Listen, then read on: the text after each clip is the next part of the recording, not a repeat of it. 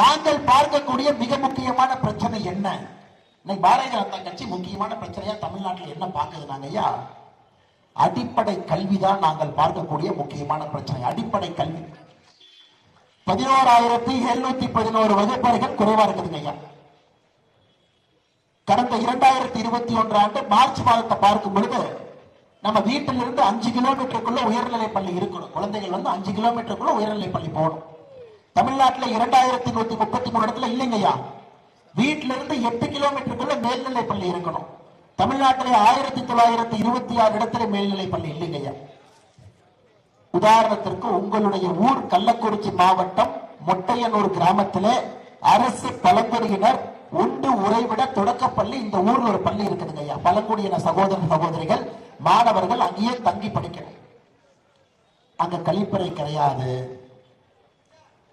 பள்ளி அறை கட்டடம் முழுவதுமே விரிசலோடு இருக்கு. மேற்கூரையினுடைய கான்கிரீட் பெயர்ந்து விழுந்திருக்கு.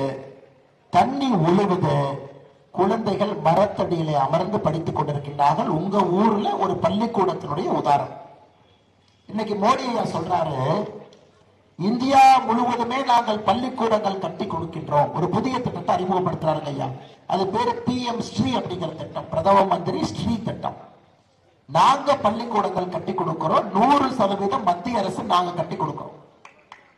பிரதமர் சொன்ன உடனே ஒரு மாநிலங்கள் போட்டி போட்டுக்கொண்டு எங்க ஊருக்கு வேணும், எங்க ஊருக்கு வேணும், எங்க ஊருக்கு வேணும் வாங்கிட்டாங்க ஐயா.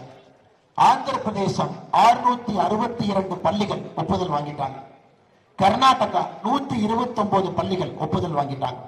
தெலங்கானா 543 பள்ளிகள் ஒப்புதல் வாங்கிட்டாங்க. இந்தியா முழுவதுமே 14,500 பள்ளிக்கூடங்கள் 18,128 கோடி ரூபாய்க்கு நாம PM ஸ்ரீ திட்டத்தில் கொடுத்திருக்கோம். தமிழ்நாட்டுக்கு எத்தனை பள்ளிங்க ஐயா? 0. தமிழ்நாடு அரசு என்ன பதில் கொடுத்தாங்க தெரியுமாங்க ஐயா? எங்களுக்கு பள்ளிக்கூடங்கள் தேவையில்லை என்கின்ற கடிதம் மத்திய அரசுக்கு அனுப்பியிருக்காங்க. எங்களுக்கு பள்ளிக்கூடமே வேண்டாம். இருக்கிற பள்ளிக்கூடம் இடிஞ்சு போய் கிடக்குது. இருக்கிற பள்ளிக்கூடத்துல தண்ணி ஒழுகுது.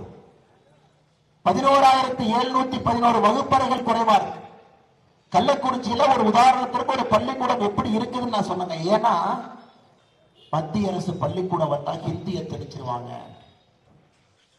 ஐயா. இந்தியா முழுவதுமே குழந்தைகள் நவோதயா பள்ளியில பட்டை கிளப்பிட்டு இருக்கிறாங்க ஐயா. பட்டை கிளப்பிட்டு இருக்காங்க.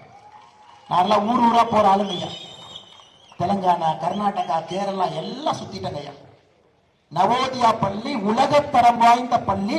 ₹1 கட்டணம் இல்லாம நம்முடைய குழந்தைகளுக்கு உலகத்தர கல்வி கிடைக்கும்.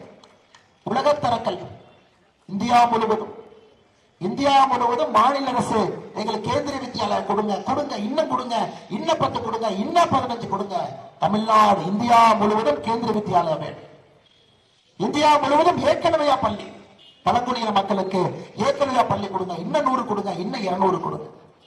தமிழ்நாடு அரசை பொறுத்தவரை நீயும் பள்ளிக்கூடம் கட்ட மாட்ட, நீயும் சொல்லிக் கொடுக்க மாட்ட, நீயும் மாணவர்களுடைய கற்றல் திறனை உயர்த்த மாட்ட. தமிழ்நாடு அரசுங்க மோடி ஐயா கொடுக்கறதா அதை வாங்கிக்கவும் மாட்ட.